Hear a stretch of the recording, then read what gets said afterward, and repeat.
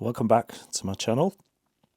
Hopefully you're all well, enjoying this Easter weekend. Just wanted to do this painting, and this is actually on smooth paper. It's £140 Fabriano. And there's a few things really that you need to be mindful if you've not used this hot press paper before. It is really smooth, and a lot of the pigment sort of sits on top of the paper, so you do have to be a bit mindful of that in order to avoid those certain blooms and cauliflowers that may happen on the paper. So I just think you do have to work a little bit quicker perhaps, and just using some Chinese white just on parts of the sky just to help with the blending. And it helps to have the paper at a slight angle, although with smooth paper it does sit on the surface, so you have to be careful as well with the paint traveling a bit too much. But I do want a loose scene, so a loose painting, so I'm going to show you how that, and it is completely different to medium or rough texture. It's completely different. It's got a different personality. If you haven't tried the smooth paper, then why not give it a go. Also, it is good for ink. If you got drawing pens, ink pens, dipping pens, anything like that, it is nicer because you got this smooth surface with the nibs that I have in the micron pens. With the textured paper, it is kind of difficult to get those solid lines, but obviously the smooth texture of paper, you can do more of those ink lines. So I wanted a bit of drama in the sky. I'm just adding a bit of Payne's grey mixed with a little bit of French ultramarine, and covering a little bit of that yellow ochre. I do want a little bit of yellow ochre showing through, but it might just be an undertone to help have a little bit of warmth in the sky. You can see, just using the hate brush, I'm mixing those colours together, not worrying too much, working still quite quick. And I think that's the key when you're painting your skies, whether it's on a rough surface, a medium cold press surface, or even a smooth. Just work quick, have confidence in the brush and the brush strokes, and just go ahead, just enjoy and be as quick as you can. You don't want to mess around too much. Although with the smooth paper, it does require a bit more work, I suppose. You'll see I'm just taking out some with tissue, just taking out some lighter clouds. And this paper really is ideal for details. So if you do, a lot of people like using this for floral sort of paintings, anything with really fine details. It's really good paper for that. But I just wanted to do a landscape in this, and I think my next painting I'll probably try this smooth again. I've got another sheet, and I'm going to be using some ink as well. So it's a picture that I took of Blackpool, so if you're waiting for that, then that'll be probably my next video if I get it right.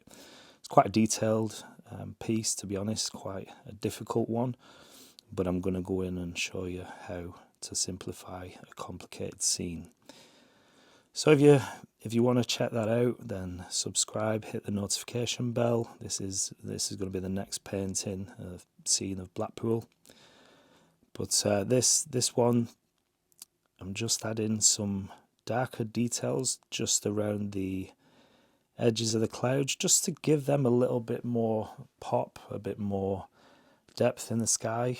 So it is nice to do this, and you can see the way it's just a smoother painting, if that makes sense. Because of the surface, it obviously reflects the surface of the pigment. It reflects in the painting, so you can see how smooth these clouds are. And it's completely different to cold press or rough. I'm using a limited palette as well, so my usual sort of colours for the sky, and I quite like that combination. And there's really not a lot of colours that I'm going to add in the foreground either, but just want to keep this one simple. It's a nice, quite easy if you follow along. It is, you just got to have confidence and not worry too much about the brush strokes. There's not much you can do.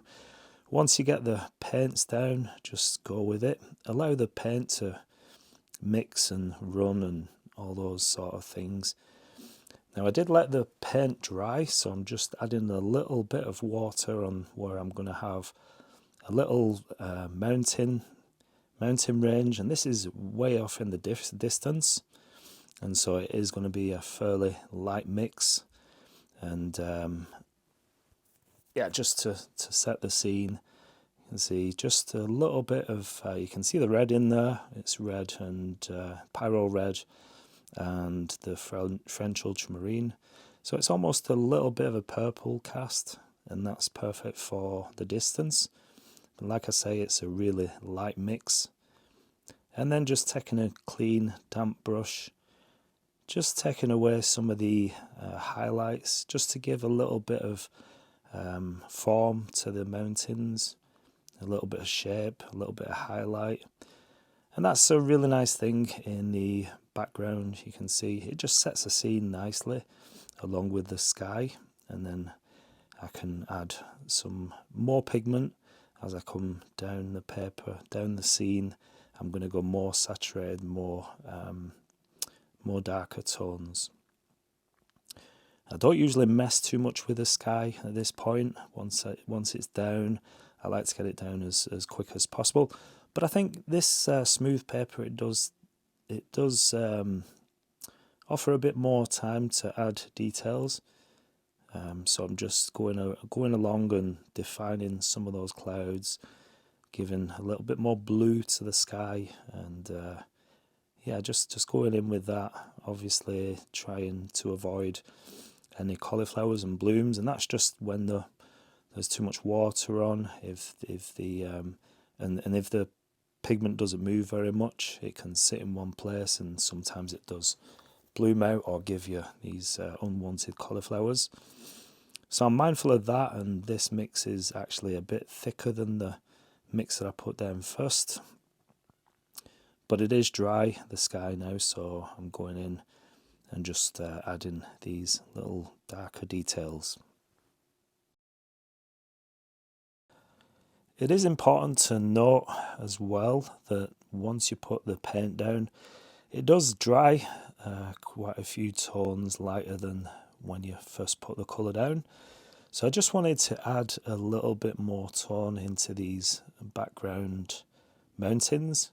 I think the last time I painted mountains, I did them really light, and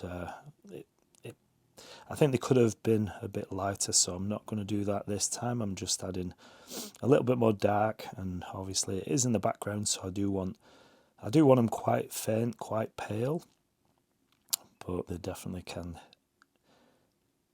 be added to as well.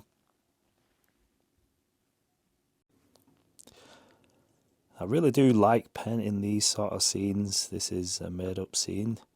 I love painting mountains, just mountains, get a nice sky in there, get some highlights and possibly some trees.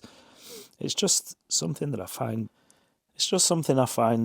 quite natural, quite easy to gravitate towards this, especially if I'm finding a little bit difficult for something to paint, maybe a bit of artist block.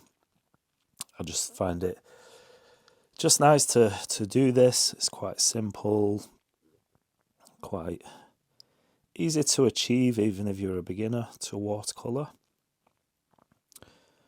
And so I wanted quite a nice simple scene, this one. And I will, just going to take some of those highlights again, just add in more sort of depth. So you can see, hopefully, how different this looks to painting on a medium cold press surface or rough, you can see just it gives a different look to the painting, a nice and smooth sort of painting, so it does reflect on the surface that you paint on. I do like the medium and rough paper, but every now and then I do like to do some just do some smooth on hot press paper, smooth paper. It just gives that different sort of look. But you really got to have it in mind when you're painting, because it does act completely different, but the results can be quite nice as well, especially if you are going for detail. Maybe it is a floral, flowers or something like that. It does offer a nice surface to work on.